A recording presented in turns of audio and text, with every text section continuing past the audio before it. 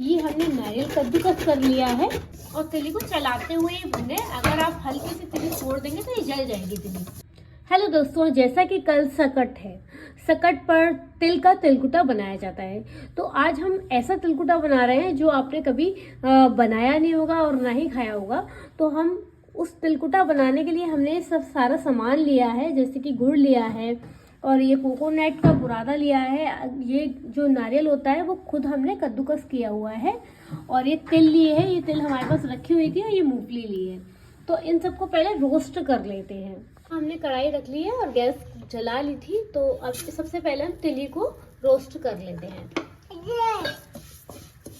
इस तरह से हल्के हल्के हाथ से चलाते हुए तिली को रोस्ट कर लेंगे।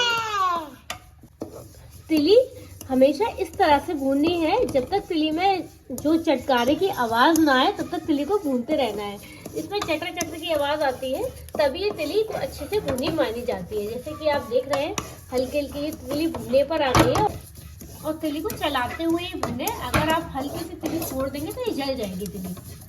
तो ये हमारी तिली भून चुकी है। अब तिली को निकाल लेते हैं। अब उसी कढ़ाई में घी डालकर मूंगफलियों को अच्छे से रोस्ट कर लेंगे। तिली को बिना घी के करेंगे और बाकी चीजों को थोड़ा थोड़ा घी डालकर रोस्ट कर लेंगे।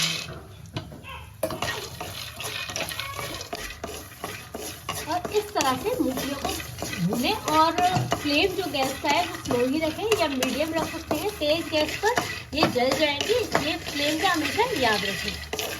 मूंगफली को भूनते समय जितने टाइम आप भूनेंगे उतने टाइम आपको चलाते रहना है। इस तरह से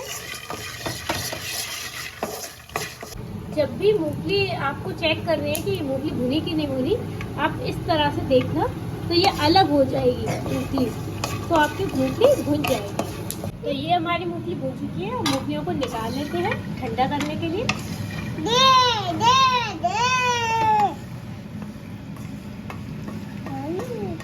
इसी कढ़ाई में हमने घी डाला और ये कोकोनट जो हमने कद्दूकस करके रखा था उसको अच्छे से भून लेंगे हल्के से। कोकोनट को भी अच्छे से चलाते हुए अच्छे से रोस्ट कर लें और ये भी भूनकर तैयार हो चुका है। इसको भी निकाल लेते हैं। अब इसी कढ़ाई में आधा ग्लास पानी डालेंगे और गुड़ डाल देंगे। ये करीबन हमने 300 ग्राम करीबन गुड़ लिया है और इसको अच्छे से इसकी चाशनी बनाएंगे। तो इसको पिघलने के लिए छोड़ देंगे। मूंगफली को थोड़ा दरदरा पीसना है इस तरह से। कोकोनट को भी हम अच्छे से पीस लेंगे। मोटी सी तिली भी पीस लेंगे। तो ये हमारा गुड़ पिघल गया है। अब इसे चलाते हुए अच्छे से चाशनी बना लेनी है। तो ये हमारी चाशनी बनकर तैयार हो चुकी है। चाशनी को इस तरह से देखें तो ये चिपक जाएगी। तो ये चिपक जाए तो समझ लीजिए चाशनी बिल्कुल रेडी हो चुकी है। अब ये चाशनी हमारी बन चुकी है। अब इसमें ये जो मूंगफली हमने क्रश की थी इसको अच्छे से डाल देंगे और ये तिली और ये कोकोनट जो था ये सभी चीज़ में डालकर अच्छे से मिक्स कर लेंगे।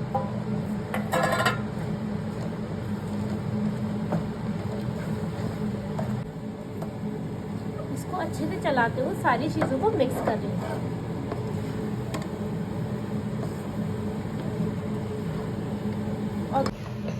और गैस को कर देंगे बंद और इसको अच्छे से चलाते हुए मिक्स कर लेंगे। चाहे तो इसके लड्डू बना सकते हैं। अब हमने ये पूरा बना लिया है। अब थाली में घी लगा लेते हैं और इसको जमा लेंगे और इसको अच्छी सी शेप देंगे। चाहे तो आप इसके लड्डू भी बना सकते हैं।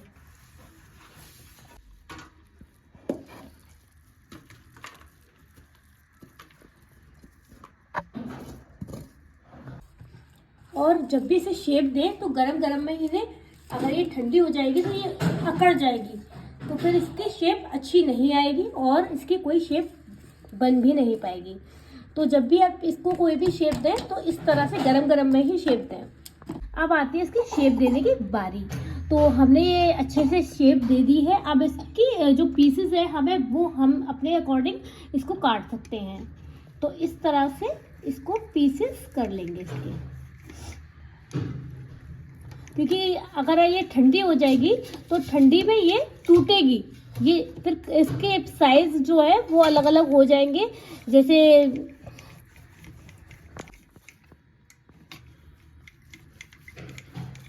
जमाने के बाद इस तरह से इसको शेप देकर काट दें।